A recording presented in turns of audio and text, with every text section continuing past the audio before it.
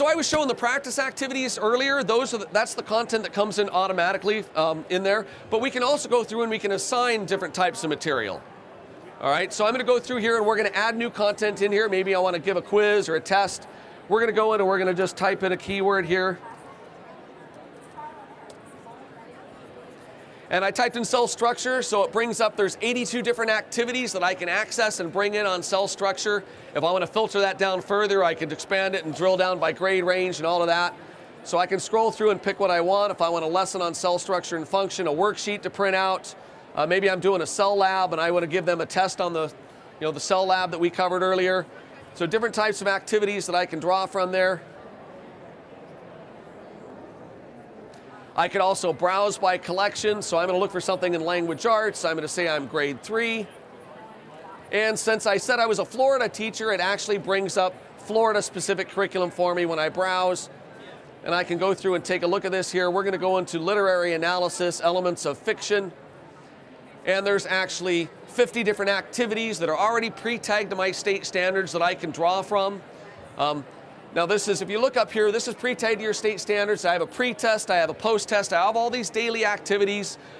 They're really, really specific to your curriculum and your state. We have this for a number of states already, not every state yet. So we're thankful for the Common Core because that'll allow us to have every state. We have basic skills curriculum that's the same quality of content but not pre-tagged to your state standard for some of the states where we don't have it yet. This actually is part of the plus access that I was talking about earlier. So normally you would pay to have access to the state specific. So there's thousands of activities that are non-state specific, and then there's some state specific activities as well. So if you wanted to bring in new content to this site, you actually see there's a share tab up at the top. I can bring in new materials using that share tab. So we're going to go back and we're going to take a look at just what that would look like. So I brought in some different activities here. I've assigned a lot of them already. A couple are not assigned yet. I'm going to go in and I'm going to click assign. And we're going to go in and we're going to say, hey, make that an assignment. And I'm going to make it accessible next Monday, but it's going to be due next Friday. And I'm going to let them know, by the way, this will be on the test. Because you always get asked that, right? All right, so I'm going to make sure that they know that right there, that this is going to be on the test. And so when I bring that in, that's going to put that in the assignment section, and they're going to be able to see that on their calendar. So they're going to be able to see what tests they have coming up, what assignments they have coming up. If I have special days, we have a field trip today, or they need to know this is fun day, whatever, I can put notes on the calendar. I can mark my half days or my whole days. I can go through and I can look at the weekly assignments. In my view, I get to also see the description of the activity. It's a little simpler in the student view. I'll show you that in just a second. And of course, if we go through here, we can look in the grade book, and it's going to give me all the information on how my students have performed on these different activities. So you have a built-in grade book in the site. I can drill into any one of these activities and take a look at how did the students do in this class. I can view individual student performance. I can drill down and view by overall score, answer distribution, standards mastery. So if I want to drill on particular standards, I can export this data out or print it out. I can even drill in and see how a particular student answered on that activity as well. All of this is part of the free portion. Like I said, the only thing that so far I've showed you that is part of the plus is the state-specific curriculum.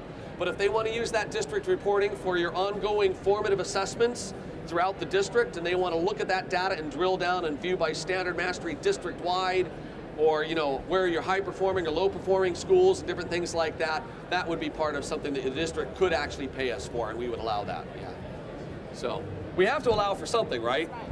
One last thing that I have in here, if I go to my home page, you'll see two more things you can see as a teacher here. I get a summary of what's going on in my classes. I also get a message center where I can see messages coming in from my students. So if my students are doing their activities and they have questions on something, they don't have to send me an email. I really don't want them to. I'd much rather have it come in here, and I can message back to them or the whole class. So if somebody says, hey, I'm confused about this, I might want to send a note back to the whole class on that, just to make sure everybody's clear. And that's not a student-to-student messaging center. That is really restricted. They can send it to any teacher they have, and you can send to any of your students. They can't send to each other. So we've locked that down. And if you go in here, one last thing. We know you're going to love this site, and we're going to let you help us tell other people about this site so that they get access to it for free as well. And so there's a refer a friend section in here as well that we're going to let you use. We really hope you do. Tell other people about it. Launched 3 days ago. Did I mention that? So we're really trying to get more people out there knowing that they have access to this. So we're going to log in, and I'll show you just a few things that are different. Okay, so I've logged in with Jack's account. And if you look up here, his view is slightly differently. You can see that he actually gets some rankings up at the top. Now don't let this scare you. Everybody thinks that rankings and things like that and competition's good in sports. I actually think it's good in education if it's done right. Right? You know, so we're not trying to show, hey, you're an A+ student and you're a B student or anything like that. But I do want to reward them a little bit for the effort that they're putting in if they're practicing here. All right, so we're going to help reward them. If you look up here, you can see Qtopia credits. That's going to show how many credits I've earned in the site. How do I earn credits? I get at least a 70% or higher on activities. So if I practice more activities and get a 70%, I can get more credits and I can improve my ranking.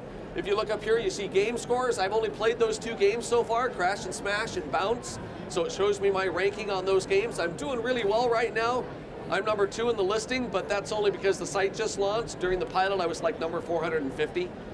All right, I was playing as one of the students, so, you know, so you get to see up here, and they can look in and they can see who the top 10 are by their alias and by their avatar. They get to see a view there, so that just builds a little bit of a competition element into there. And if kids want to share who their alias is and their avatar with other kids, they can. Obviously, they don't have to, so kids don't even have to know who they are. If I look in here, I get an assignment view. I can see what's due today, or what's due this week, or what's due this month. I've got my inbox, just like the teacher had their inbox. I can go to my assignment center and I can see what's actually been completed and what's due. I've got a couple activities I did well on. I've got a couple activities there that I didn't do so well on. And you can actually see that status right there. And my parent can see that status right there as well. So the parents can log in through their login and they can access all this information as well. If they click on their calendar, they get a similar calendar view. And again, if they click on the practice area, this is that content that they can practice automatically, and it's going to tell how many times they've attempted anything. I haven't completed any activities with a student, so I don't have my percentages in there, but it will show me if I've had a high or low score, and it will tell what my current percentage is and all of that right on those activities.